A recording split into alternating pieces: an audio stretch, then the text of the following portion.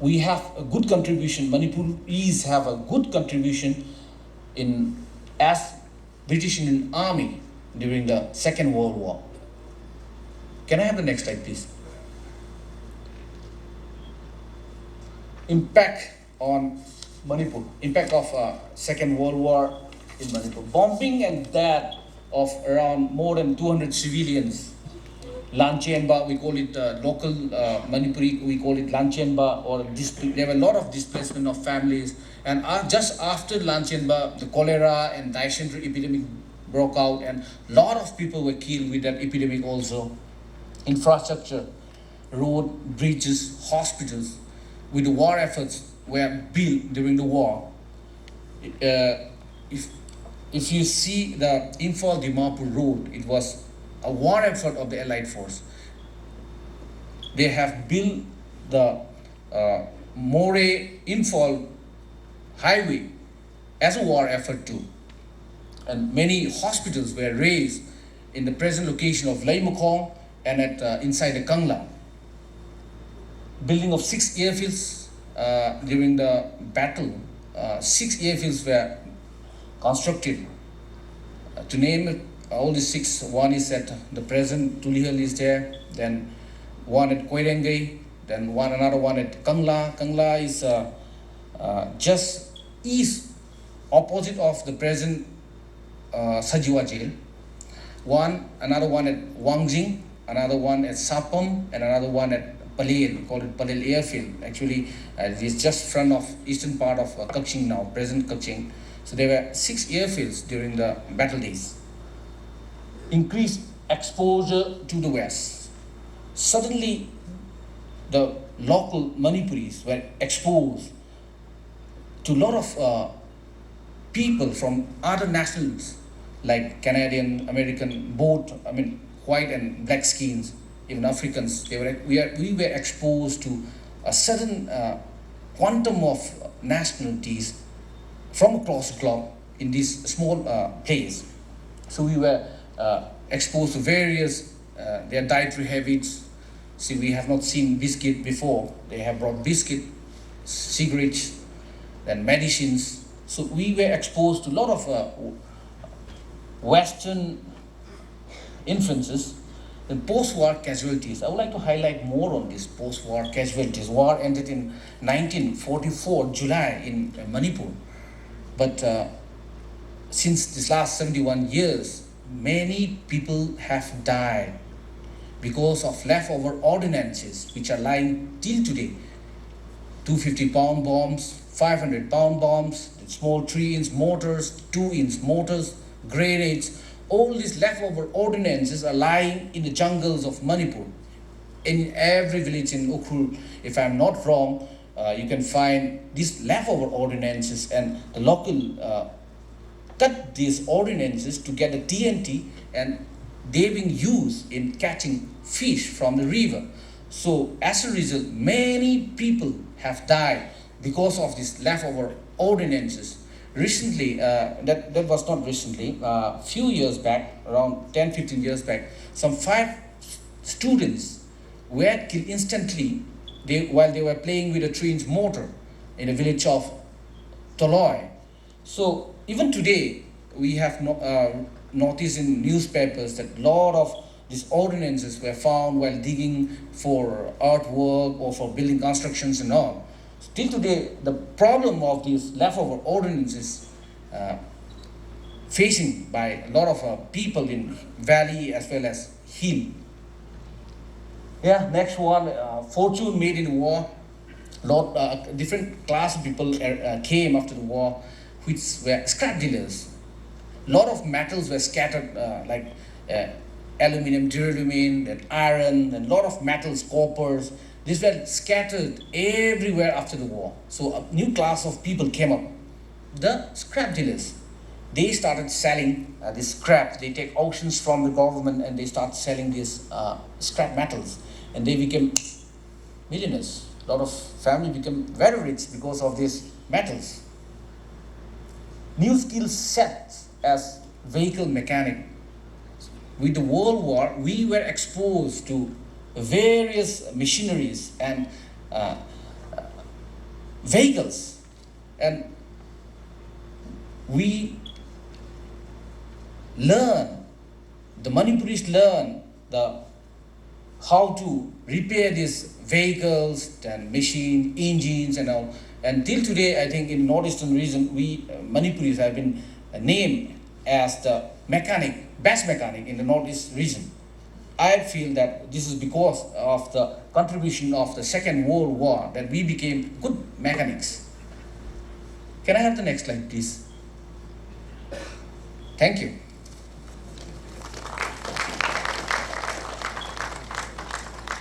Degi maru oiba wapam karadang patok bigani.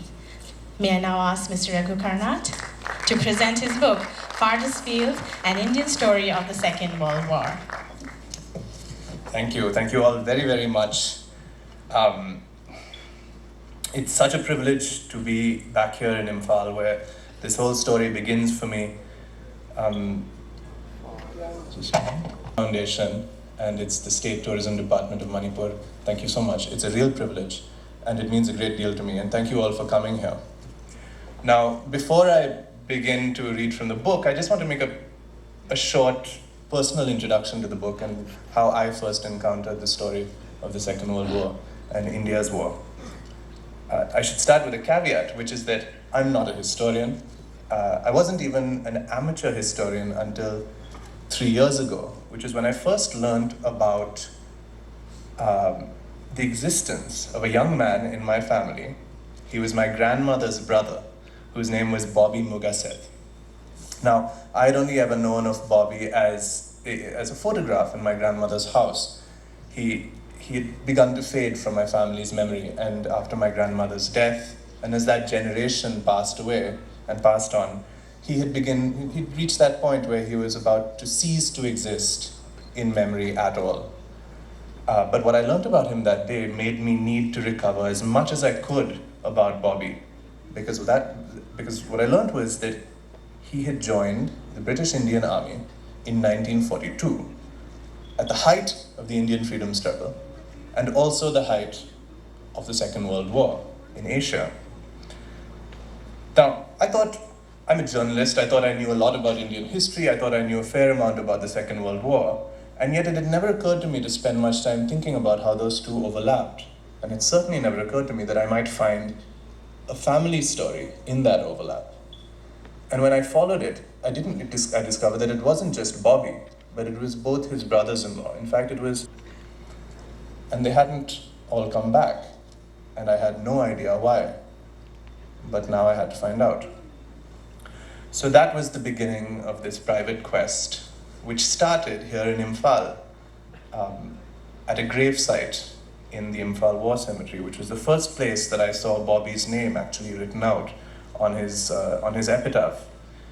And a journey began for me there through Manipur, along the war front, all the way between Churchandpur, through Moirang, through Laimaton, and all of the places that Rajeshwar mentioned, through Imphal and Ukhrul and Jasami, and all the way to Kohima, where I discovered the scale of the Second World War here.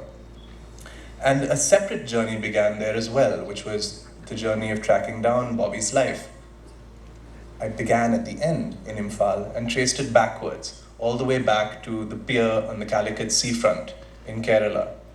And en route, it took me to many different parts. I didn't get to visit them all, but it went through many different parts of the country and many different places in the world. Places that I would never have dreamt of associating with the Second World War. Places like Peshawar, Madras, Iraq, and Eritrea, and Ethiopia, and Sudan, and Java. Places that don't belong in the popular histories of World War II, but it turns out were gripped by the war and were deeply transformed by them. And those were the sites of events, huge events on such a scale that they can really only be compared to the scale of the hole into which all of that disappeared once the war was over and vanished from our national history and from our shared awareness. No one seemed to remember that any of it had even happened. But I was lucky. I was lucky in two ways. I was lucky because the personal stories of this family, my family, of these young men, tracked very well with the larger story of the Indian army and of India's engagement in the war. So through their eyes, I found I could see a lot of this hidden landscape of India's Second World War. And I was also lucky because I'd come to this story very late. Too late to ask my grandmother what had happened, much too late to ask Bobby himself, but not yet too late to meet some members of that generation who are still with us and to ask them. So I met some civilians who could tell me about the family, and I met veterans who could tell me about the war and who could share their insights and answer my questions and help me write this book.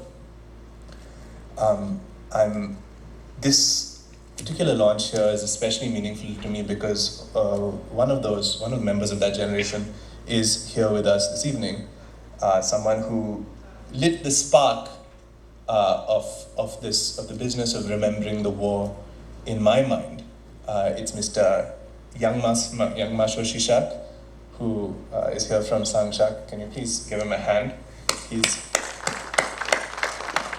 long before people like me were interested in it. Yes. No, not yet. Long before people like me even knew about it, long before even people like Rajeshwar grew interested, Mr. Shishak was a trustee of the memory and of the knowledge of the war in the Manipur hills. And I think that's an invaluable contribution. So, this year is the 70th anniversary of the end of the Second World War. It may not seem like a very important, like a very significant anniversary. Last year was a significant anniversary of a different event. It was the centenary of the start of the First World War, which started in 1914. Well, I was, so that was very important. It was commemorated in many different parts of the world, and with great with great emotion and with great ceremony. And I was in London meeting my publishers at the time, at the peak of the centenary observances in 2014. And they were very glorious. There were 2 towers of light, 2 columns of light that lit up above London. In the Tower of London, there were these poppies, one for every man who had fallen in the war, that spilled out of the tower. And I was very moved. But I was also quite puzzled, because to observe a centenary of an event makes mathematical sense. It's 100 years. But a centenary is also a way to almost guarantee that anyone who was young, anyone who was alive and lived through that event is now gone. If they were young and sentient in 1914, they are all gone, and it's too late in 2014 to learn anything new from them or to ask them anything. And in that light, the 70th anniversary has a different significance, a more human significance, because it's a reminder that that generation is still with us. And right now is the time to learn what we can from them about the history that we might not know. And what's at stake when it comes to the Second World War is not just historical information. What's at stake is a huge part of our legacy as Indians, an even huger part of your legacy as Manipuris. Because the war, the war transformed India in many ways, and India affected the war in many ways. But for most of India, it was indirect. The war never actually landed and was never actually fought on Indian soil outside of this part and outside of Andaman and Nicobar and the Andaman and Nicobar Islands. But in Manipur, the war came and swept practically across the entire state. So almost anyone who belongs to that generation, for them, their earliest memories, the memories of their childhood, the oldest people in the society here are people for whom their first memories are of the Second World War. And there's an amazing amount that we can still learn from them, as I have only begun to do. So it's a part of our national legacy and the legacy of our communities. It's a story, it's a saga that is as great as anything that Indians have ever participated in. And it's a crucial piece of the story of how the Indian Army came to be and how India itself reached freedom. So, having said that, I'm very, very grateful to you all for coming and joining this conversation. So now I will read two small sections from the book. The second one is set largely in Imphal, and I don't usually read it because it's late in the book. This book visits many different places as it follows these young men. And this part of the world, Kohima and Imphal, this is the climax of the book. So it's not usually a part that I share because you're meant to reach it by reading the rest, but I will share it here. And I won't share any of the spoilers. But before I do that, I'll just read a more fun couple of pages from earlier on. This is about my main protagonist, Bobby, who is at this point in college in Madras in 1942 or 1941. It's time to get moving. Bobby's eyes opened and passed over the area. No room for error now. This was where it got dangerous. He surveyed obstacles and alternative escapes in the event that the exit was blocked. To his left, the elderly owner of the Irani cafe dozed at his desk, his head drooping forward and jerking back. His son, the manager, thick-armed but mild, hid behind a rustling headline. On the newspaper, "Keep the enemy away from India. Contribute again to the governor's war fund." In between them, a Tamil busboy moved between tables, clattering thick china plates and steel forks into a tub. Bobby pinched the last saffron streaks from the plate, licked his fingers, and moved into action. He stretched out wide, wincing with satisfaction. As his left arm reached into the air, his right hand danced the plate across the table, ringing out the signal that he was finished with lunch. Smooth as a top, the busboy turned towards him, and Bobby arose and strolled to the desk. "What you had, beta?" "2 plates of dhansak, uncle," Bobby answered, beaming. "But I don't have any money to pay." "So, what?" The drooping spectacles marched up the length of nose. Bobby pursed his lips. He was contrite. The idea was to keep the volume down. "Bloody bugger!" the old man shouted, rising to his feet. So much for the volume. "Who the hell are you that I should feed you for nothing, eh?" "Uncle, what can I say? I'm a Parsi." "What Parsi? Who's a Parsi? I never saw a Parsi giving to not pay for his food. What behavior? You rascal, you are not a Parsi." Bobby stumbled backwards into a chair, aghast. A soda fell over and fizzed into somebody's rice. His expression wobbled from the wound and he turned his palms out to the wrathful Irani. "Me? Not a Parsi? Uncle, say anything, but don't question my ancestry." "You are never a Parsi." Bobby swung his head in fierce reproach. The son was now trotting across the shop, wagging his index fingers to call for peace, but Bobby had changed gear. His fingers flew down the buttons of his shirt and he pulled it open. Clutching his white undershirt like a loose cotton skin of his heart, he said, "Sadra." Without lifting his eyes from the Irani's refracted glare, he reached back for a chair and clambered onto it to stand above the room. All eyes were pinned on him. "Daddy, for God's sake, what?" said the son, and Bobby chanted, "Yatha ahuvaryo atha ratusht ashat chit hacha vangesh dasda managaho," which is the Parsi prayer. "Just get out!" the old Irani screamed. "You just get out right now!" Bobby dropped off the chair and he was out the door.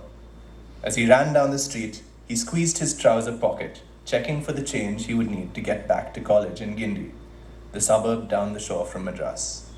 His leather soles clapped against the asphalt, applauding his daring and his escape.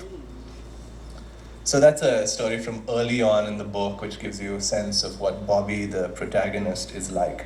And was told to me by a gentleman whose name is Varghese Kurian, who is Bobby's college mate in Guindy College, at the Guindy College of Engineering in Madras.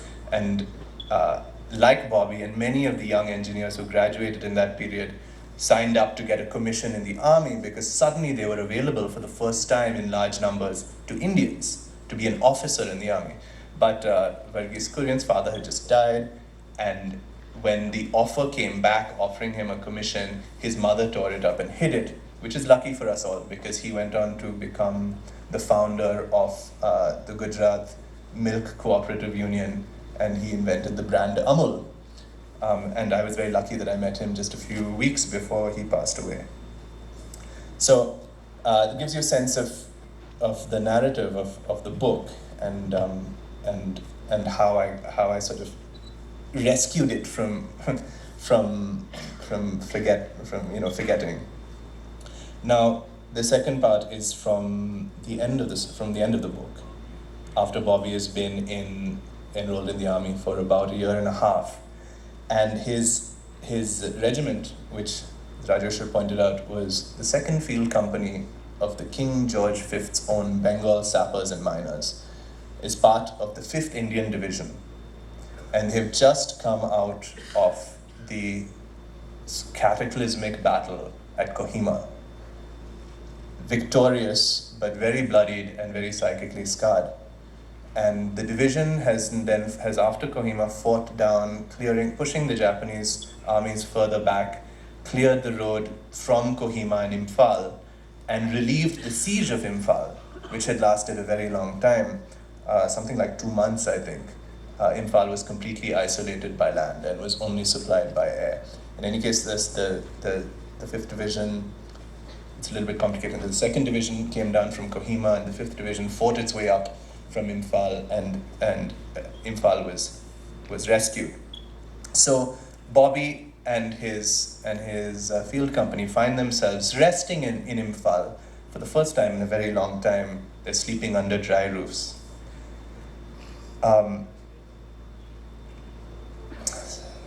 So this is with reference to Kohima. It was more than a victory. It was a baptism. Bobby realized he had seen in the smoking kiln of Kohima the hardening of a new army of Indians. For those few days in April, the Jawan stood in a new light, a light that passed through his mercenary colors and made him visible as a hero defending his homeland. But that light had closed like a monsoon beam and passed unnoticed. Back home, news of the siege of Kohima was suppressed in the newspapers, at least for its actual duration. Churchill made no speeches about it. And by the time the news came out, the crisis had receded, and its drama was dwarfed by the Allied landings in Northwest Europe. Radiant new heroes at Normandy ensured that no one need glance for any length at the Naga Hills. Now, on the Imphal plain, I need to explain a detail, which is the word GIFs. GIF stands for Japanese-Inspired Fifth Columnist, and it's what the army, it was the terminology that the army used for the Indian National Army.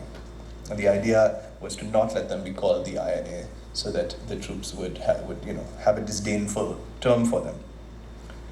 Now on the Imphal plain, they found it was the GIFs who stood in the light.